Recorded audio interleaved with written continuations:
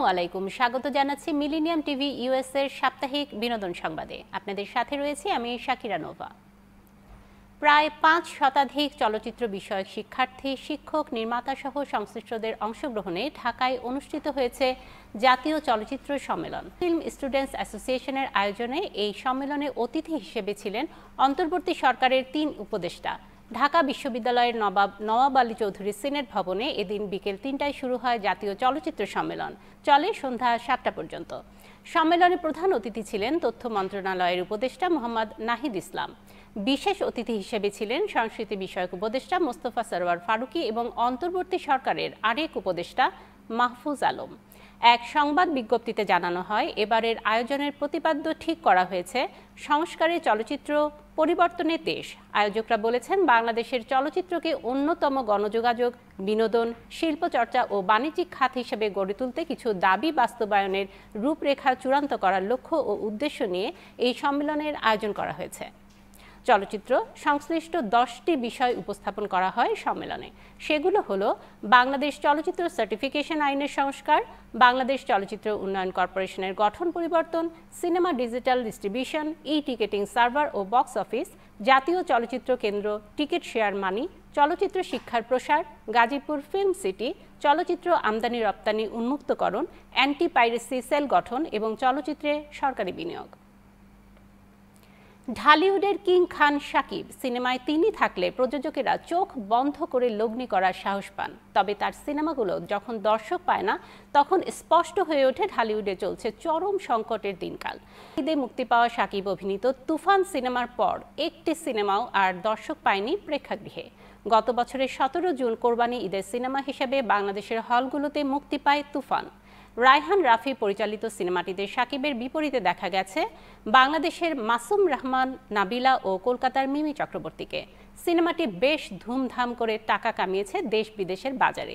এরপর ঢালিউডের গল্পটা কেবলই বিষাদের। গেল বছরের 21 জুন থেকে সর্বশেষ 24 জানুয়ারি পর্যন্ত 20টির মতো সিনেমা মুক্তি পেয়েছে। সেখান থেকে ব্যবসায়িক সাফল্যের দেখা পায়নি একটিও। এ তালিকায় আছে শাকিব খানের দরদ ছবিটিও। বিগ বাজেটের প্যান ইন্ডিয়ান মুভির তকমা নিয়েও ছবিটি সিনেমা হলের সাফল্য দেখাতে ব্যর্থ হয়েছে। সর্বশেষ অমিতাভ রেজা চৌধুরী রিক্সা গার্ল মুক্তি পেয়েছে গেল 24 জানুয়ারি। বিশ্বের 30টির বেশি চলচ্চিত্র উৎসবে প্রদর্শিত হয়েছে সিনেমাটি। বিভিন্ন ক্যাটাগরিতে পুরস্কারও জিতেছে। এছাড়া 2022 সালে যুক্তরাষ্ট্রের 18 রাজ্যের 52টি শহরে চলচ্চিত্রটি দেখানো হয়। অথচ এমন একটি সিনেমা বাংলাদেশের প্রেক্ষাগৃহে দর্শক পাচ্ছে না। অনেক আলোচনার জন্ম দিয়ে পতিত আওয়ামী লীগ সরকারের দুঃশাসনের চিত্র তুলে ধরে 840 সিনেমাটি মুক্তি পায়। সংস্কৃতি উপদেষ্টা মোস্তফা সরওয়ার ফারুকী পরিচালিত সিনেমা এটি। পরিতাপের বিষয় হলো, বেশ জমকালো আয়োজনে এটি মুক্তি পেলেও ব্যবসায়িকভাবে সফল হওয়ার মতো দর্শক পায়নি বলেই মনে করা হচ্ছে। এছাড়াও জয়ার নকশিকাঁথার জমিন, মেহজাবিনের প্রিয় মালতীর মতো বহুল আলোচিত সিনেমাগুলো ফ্লপ হয়েছে। এসব ফ্লপের কারণ হিসেবে বেশিরভাগ সিনেমা সংশ্লিষ্টরা মনে করছেন দেশের বর্তমান সামগ্রিক পরিস্থিতি দায়ী। এই মুহূর্তে দর্শক হলে গিয়ে সিনেমা দেখতে খুব একটা স্বস্তি বোধ করছেন না। তবে আসছে রোজা ঈদে দর্শক খরার এই সংকট কেটে যাবে বলে প্রত্যাশা করছেন তারা। স্টার সিনেপ্লেক্সের জ্যেষ্ঠ ব্যবস্থাপক, বিপণন ও মিডিয়া মেজবাহ উদ্দিন আহমেদ বলেন, আগের তুলনায় মানুষ থিয়েটারে কম আসছে এখন। কেন আসছে না সেটা তো সবার জানা। দেশের পরিস্থিতি অবশ্যই বড় কারণ। তারপর সিনেমাগুলো দেখার মতো কিনা সেটাও ভাবতে হবে। তবে প্রিয় মালতী দেখতে সিনেপ্লেক্সে কিছু দর্শক আসছেন। মধুমিতা হলের কর্ণধার ও চলচ্চিত্র প্রদর্শক সমিতির সাবেক সভাপতি ইফতেখার উদ্দিন নওশাদ এই সংকট নিয়ে বলেন, যখন শাকিব খানের সিনেমা চলে না তখন বুঝতে হবে সময় ভালো না। শাকিবের তুফান 4 সপ্তাহ চলেছিল, এরপর দরদ চলল 2 সপ্তাহ, তাও দেশের সব হলে ছবিটি চলেনি। এই সিনেমার যা বাজেট ও প্রচার খরচ ছিল এটিও ফ্লপ বলতে হবে। তবুও আমি দরদ ছবিকে হাতের গোড়ায় রাখতে চাই। ভালোই দর্শক পেয়েছে, কিন্তু এই দুটি ছবির বাইরে সবই তো মুখ থুবড়ে পড়েছে। এভাবে তো আসলে একটা শিল্প টিকতে পারে না। নওশাদ মনে করেন, বাংলাদেশে যেসব সিনেমা বছর জুড়ে মুক্তি পায় সেগুলোর বেশিরভাগেরই মান ও দর্শক টানার যোগ্যতা নেই বললেই চলে। তারপর নানা রকম দুর্যোগ, দুর্ঘটনা, অব্যবস্থাপনা তো আছেই। ট্রেনে চড়ে শ্বশুরবাড়ি ঠাকুরগাঁয়ে যাওয়ার পথে রওনা দিয়েছিলেন নির্মাতা আরিফিন রূপম। হঠাৎ তিনি অসুস্থ হয়ে পড়েন। খবর পেয়ে ট্রেনের দায়িত্বপ্রাপ্ত চিকিৎসক চিকিৎসা দিতে এসে তাকে মৃত ঘোষণা করেন। ট্রেনে হার্ট অ্যাটাক হয়ে মারা গেছেন আরিফিন রূপম। তার বয়স হয়েছিল 50 বছর।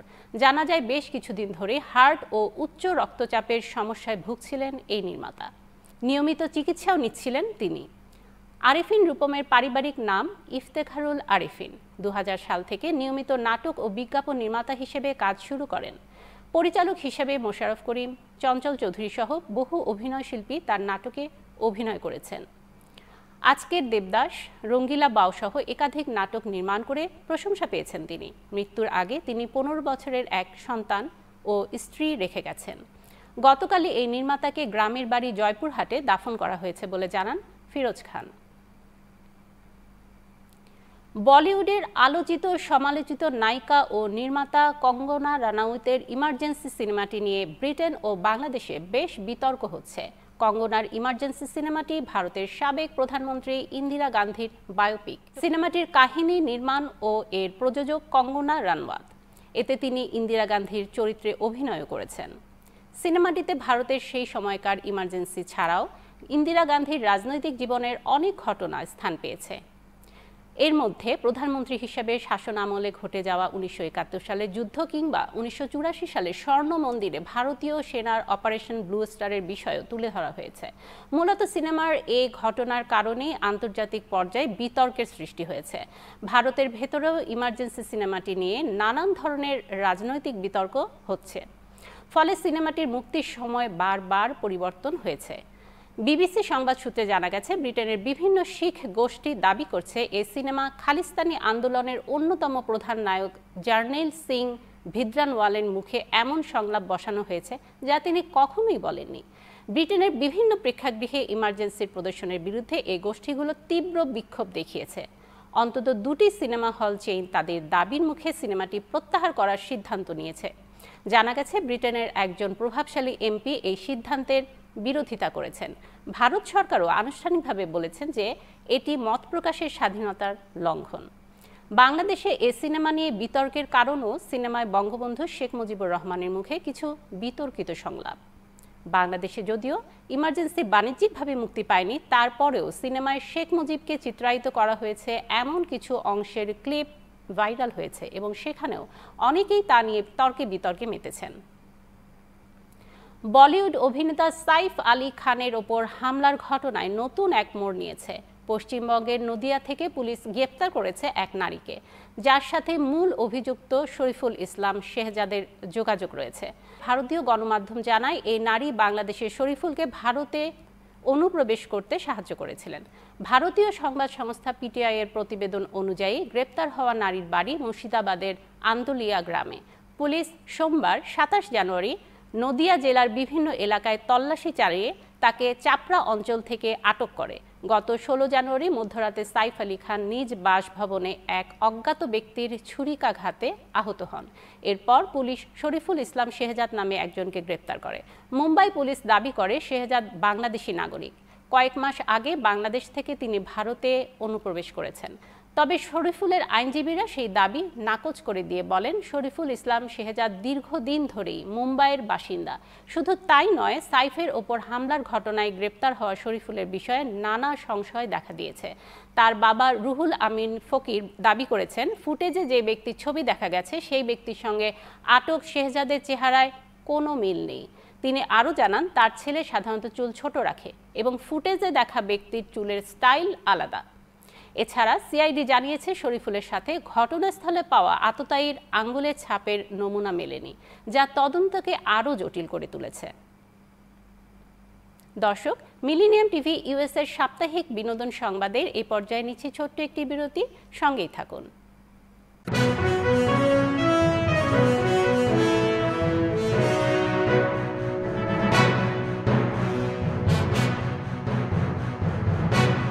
প্রিয় দর্শক, প্রবাসীদের অর্থায়নে পরিচালিত মিলেনিয়াম টিভি এবং millennium TV USA millennium multimedia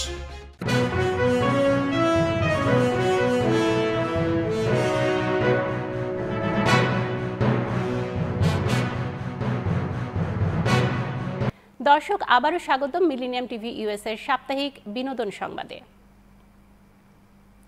Shahrukh Khan সব কিছু নিয়ে মজা করতে পছন্দ করেন। নিজের ব্যক্তিগত অনেক বিষয় নিয়ে কথা বলে ব্যাপক প্রশংসিত হয়েছেন। এবার তিনি নিজের বয়স নিয়ে কথা বলে সংবাদের শিরোনাম হয়েছেন। চলতি বছরের ২ নভেম্বরে শাহরুখ খান ৬০ বছরে পা দেবেন। এর কাতারে পা দিতে যাচ্ছেন ভারতীয় চলচ্চিত্র ইন্ডাস্ট্রির এই সুপারস্টার। তিনি এখনও বলিউড বাদশার তকমা ধারণ করে আছেন। নিজের বয়স কত হলো এসব কথা মোটেই মনে রাখেন না শাহরুখ খান। তার কাজ, চলন বলন যেন একথাই জানান দিচ্ছে। সবকিছুতেই কিং খানের প্রবল আত্মবিশ্বাস সবাইকে বিস্মিত করে। শাহরুখ খান এখনও মঞ্চে উঠে নাচের ছন্দে মাতিয়ে রাখেন দর্শকদের। সিনেমার পর্দায় তার কারিশমা তো বলাই বাহুল্য। এবার দুবাইয়ে এক অনুষ্ঠানে গিয়ে নিজেই দাবি করলেন তাকে দেখতে এখনও ৩০ বছরের যুবকের মতোই রয়েছে। এখন শাহরুখ দুবাইয়ে অবস্থান করছেন বলে জানাচ্ছে ভারতীয় গণমাধ্যম। সেখানেই চলছে তার নতুন কিং সিনেমার দৃশ্য ধারণের কাজ। এরই মধ্যে এই সিনেমার নির্মাতার পরিবর্তন হয়েছে। সুজয় ঘোষের হাত থেকে দায়িত্ব গিয়ে পড়েছে পাঠান পরিচালক সিদ্ধার্থ আনন্দের হাতে। ২-১ মাসের মধ্যে দেশে ফিরবেন শাহরুখ খান। তিনি নিজেই জানিয়েছেন আসন্ন সিনেমার বেশ কিছু অংশের শুটিং মুম্বাইয়ে হবে, তবে এর বেশি কিছু তিনি জানাতে চাইছেন না। এ প্রসঙ্গে শাহরুখ খান বলেছেন, আমার পরিচালক খুব কড়া। তিনি বলে দিয়েছেন ছবিতে তুমি কি করছো সে বিষয়ে কাউকে কিছু বলবে না, ফলে আমি বলতে পারবো না আমাকে কিভাবে দেখা যাবে। এটুকু বলতে পারি আপনারা মজা পাবেন, বিনোদনে ভরপুর। বলিউডের সুপারস্টার সঞ্জয় দত্তের ক্যারিয়ারে অন্যতম সিনেমা বাস্তব। এটি ১৯৯৯ সালে মুক্তি পেয়েছিল। নির্মাণ করেছেন মহেশ মঞ্জরেকার। গ্যাংস্টার ভিত্তিক সিনেমাটি তুমুল সাড়া ফেলেছিল। বক্স অফিসেও ভালো আয় করেছিল এটি। ভারতের গ্যাংস্টার ফিল্ম হিসেবে ছবিটিকে কালজয়ী বলেও মানেন অনেকে। ছবিতে সঞ্জয় দত্তের রঘু চরিত্রটি সিনেমা প্রেমীদের মধ্যে আজও মুগ্ধতার জন্ম দেয়। নতুন খবর হলো আবারও রঘু হয়ে পর্দায় ফিরতে চলেছেন সঞ্জয়।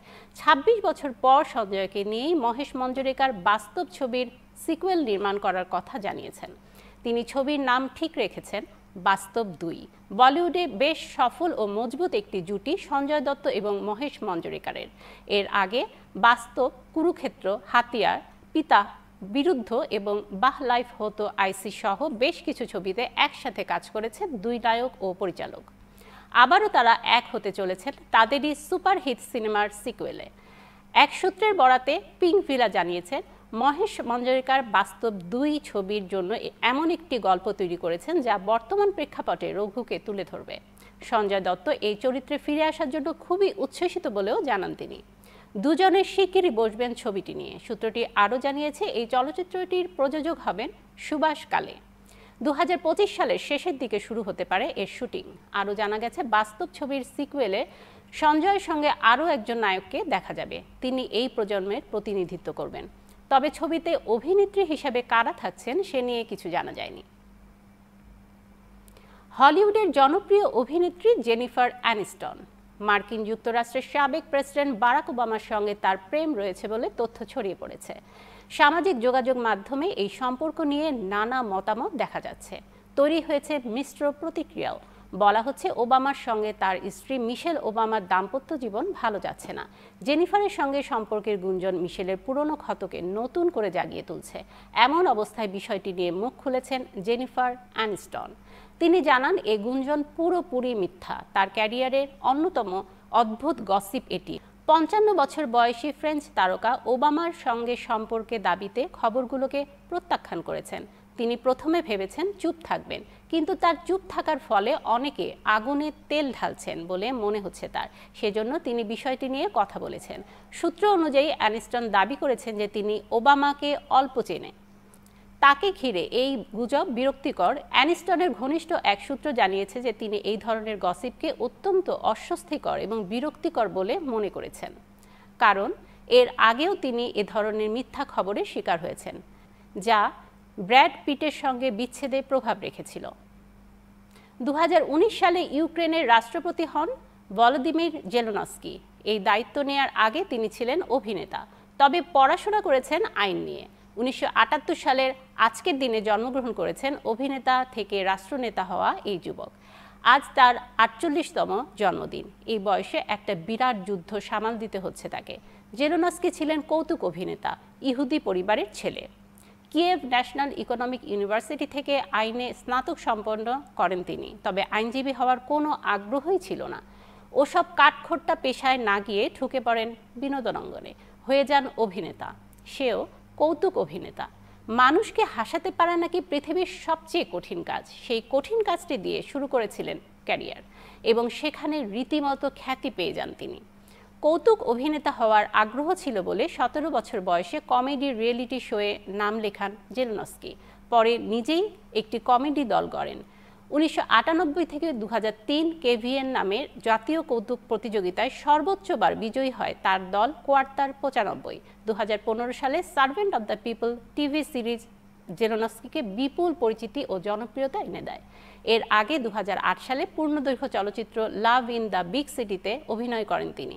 এরপর যে কয়টি সিনেমায় তিনি অভিনয় করেছেন বেশিরভাগই রুশ ভাষার।